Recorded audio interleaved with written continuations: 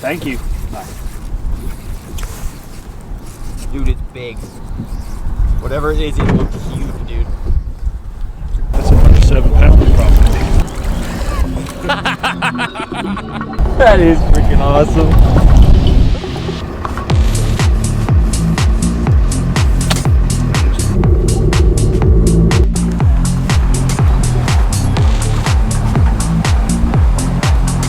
All right, Monday fun day for me, or Tuesday fun day. Dudley's off the tournament, and that means we actually get to go fishing today. Not just filming Dudley fish, I get to actually fish.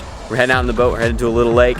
Stopped here at this very Texas looking store to get a sandwich that's supposedly amazing. So, rough day for Dudley yesterday. Did not make, so basically the reason I get to fish is because Dudley didn't make the knockout round, which is no bueno, no bueno. I would have rather been filming for his sake, but fishing is a pretty good second. So hopefully we'll get out there and get some redemption on some bass today. See if we can learn a few things about how to catch fish from the big man, Double D.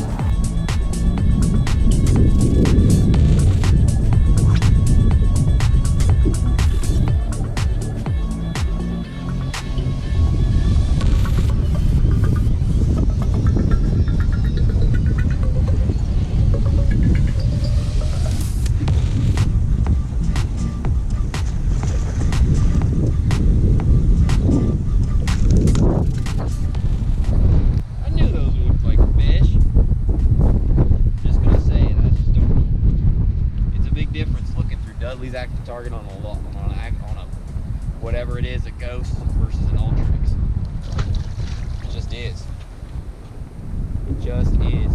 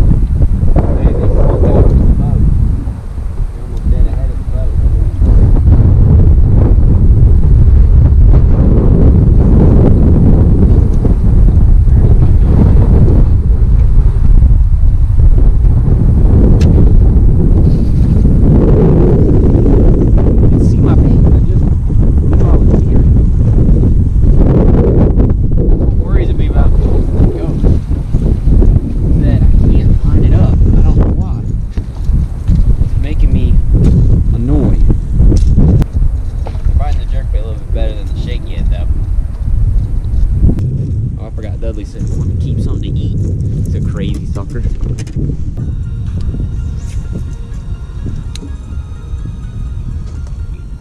Takahiro yesterday, I watched him catch one. I watched him and I'm thinking about him. Look how close he is. He's just like this. Dude, I've seen him on live, yeah, on You Follow. That's all he like does these little. And he's that close and he caught a 311. I was like, shit, that's perfect. You get a new one out? Yeah. You doing all right? Yeah. I'd say so. It was as soon as you said it. It's okay.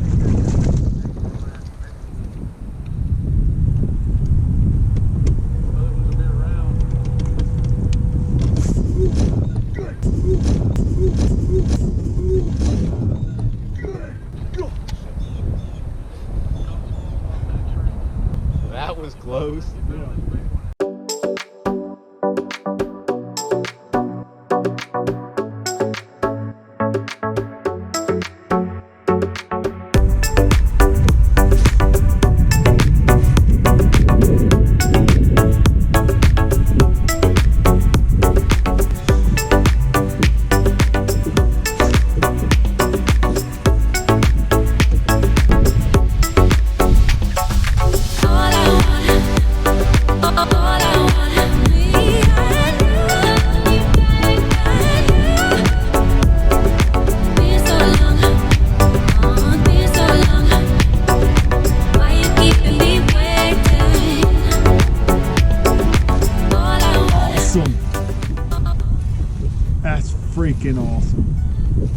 Did he attack it or chase it, or like slowly? He just went up above me, went up, and then it locked up.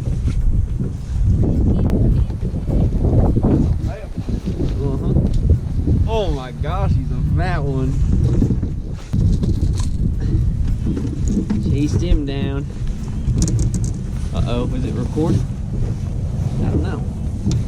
All right, we got new 3, 9, 10, 3, 9, 3.5. What did he do? So, that was super cool. That was like, we were fishing around this point. There was this one, as we were going around the one side, there was just one dot swimming along, and I chased him all the way around to the front side of the point and finally got the jerkbait to get down to him, and he just kind of rose up and barely got it, but he didn't like throttle it, but he said, yeah, I want that. You can tell why he wasn't in the mood. He's plenty full. You didn't need that. You didn't need that, buddy. You hold it in his face, he runs him over, he's got it, I guess.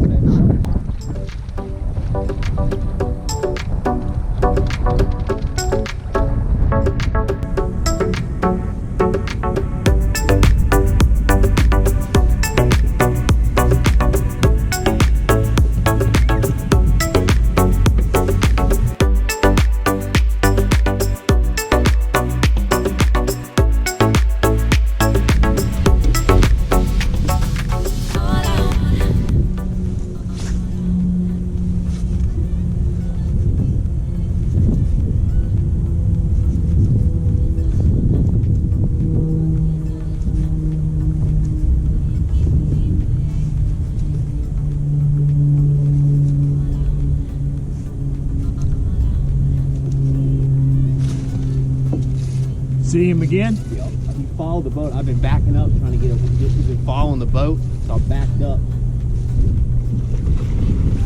It's a good one. It's a big one? It's a good one. It looks big on the scrap, dude. Yeah, it's a good one. Heck yeah, dude.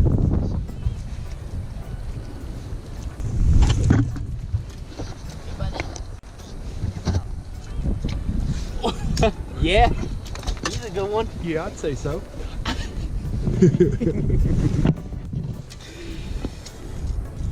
How deep was he? 5 foot down. He was 5 foot down. Over how deep? Like 10 foot. 5. So he was 5 out of 10. We need to weigh that one. Okay. Put your guesses in the comments. How big is he? 7 pounds, 1 ounce. 7 pounder. 7 Whoa. pound on the jerkbait. Yup. It's just that easy, guys. All you need is a Livescope and a jerkbait, and yeah, it's just, that's why all you need to do is, I mean, Jacob Wheeler's proof. All you need to do is throw it. It's that easy, guys. Anyone could be Jacob Wheeler.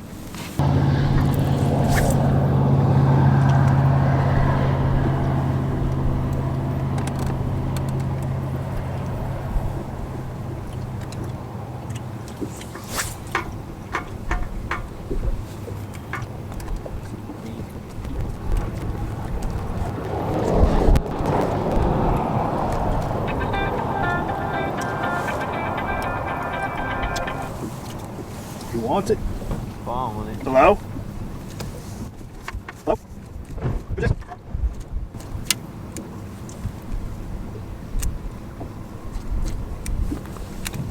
No, thank you. And please take me off your calling list.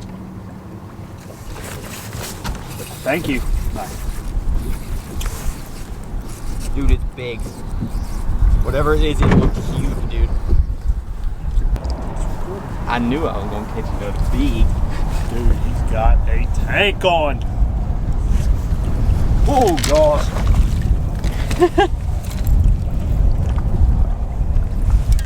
So landed like Brian Thrift right at the freaking. Dude, that's a tank. That's another 7 pounder probably.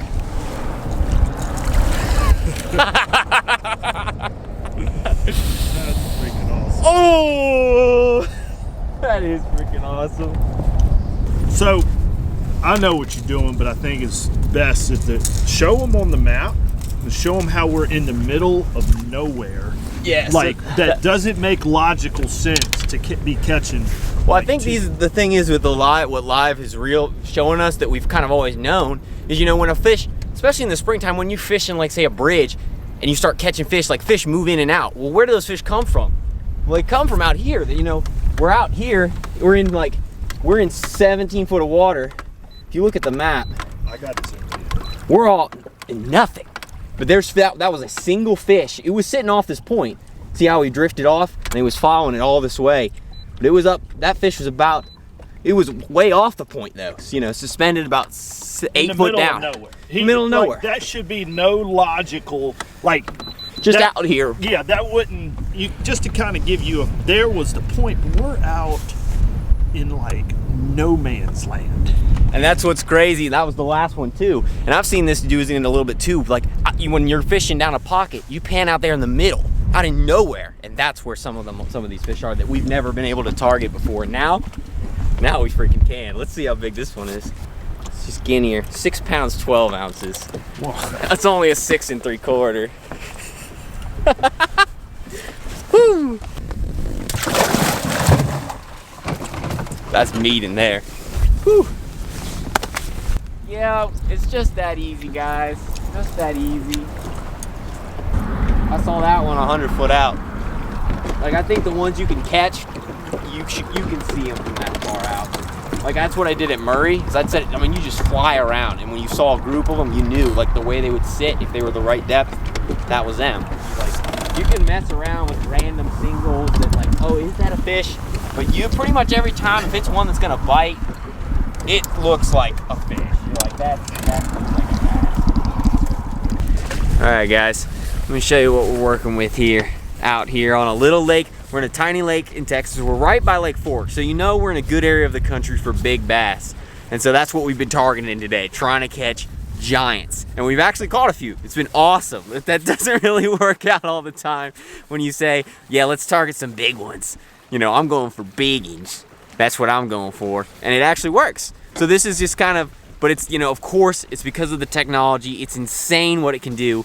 I mean, it's eyes under the water. There's really nothing like it. But that still means you gotta find them. You still gotta find them. So looking at the map, let me just show you, just to kind of assess where we've caught some of the big ones today.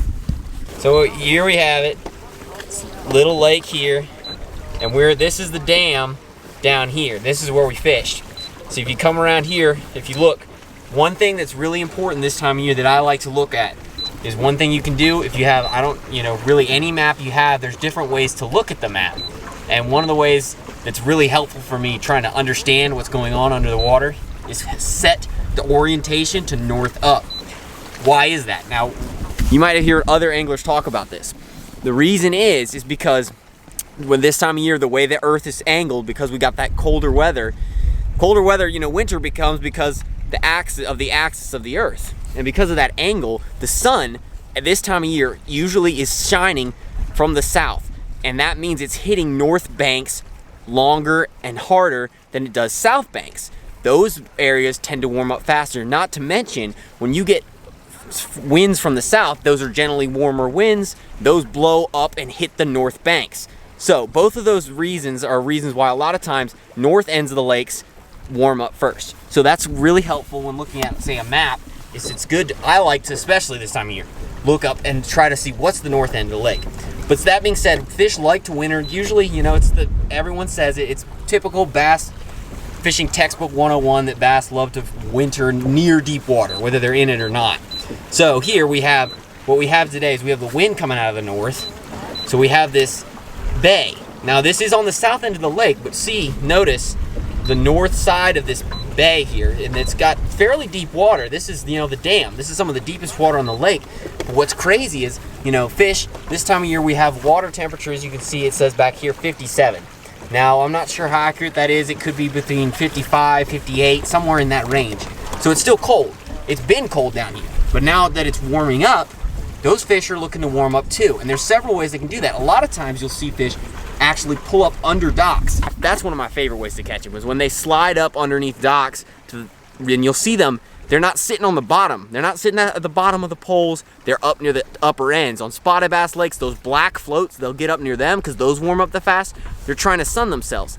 But the thing is, I believe that fish do that as well out in the middle of the lake. They get up near the top of the surface and sun themselves, but in the past, we couldn't target them, but now we can. So you see, looking at the map, that's what I did. That's where we caught the first big one, was out off this point. Now, on this map, it looks like a nice point, but the point actually stops pretty far up. This was just out in the middle of nowhere, way off the point, and that fish was like 4 or 5 foot down. That was the first 7-pounder that I caught. And the fact that it was that shallow, that far out, I believe it was sunning itself when the sun was out earlier today. Same thing with this one, sitting on near a point. They're relating to structure, but the problem is that they're not sitting up where you can catch them on a football jig or a shaky head or a crankbait. They're suspending 3 to 4 foot down, warming themselves up, getting ready, getting those eggs nice and ready for when the spawn happens, that they're ready to go. So you see, they were on the north side of this pocket, of this, or I should say this bay here. They were on the north side of it, and they were high in the water column getting warm, but you see the dam is here. They got some of the deepest water on the lake, and that seemed to be the key to catching at least those few big ones. And that's what it took to catch a few Texas giants. Thank you guys so much for watching this episode of Obsessed Fishing out here on the lake. I hope you learned something. Hope you took something away from that you can take to your lake and catch a few big ones. And if you do, comment below. Comment below. Took something away from Obsessed Fishing. I learned something. Yeah, well, yeah. So if Dudley can learn something, hopefully you can. But you know, Dudley, he's got, you know, so much to learn. For some of you experts out there, I'm sure there's not as much. But hey, thank you guys so much for watching. Comment below if this helps you and you catch a big one. Please let me know. Or on Instagram, I'm Obsessed Fishing. DM me, send me a picture of it. I'd love to see it. We'll see you on oh crap. Tight lines. God bless, guys. We'll see you on the next episode of Obsessed Fishing.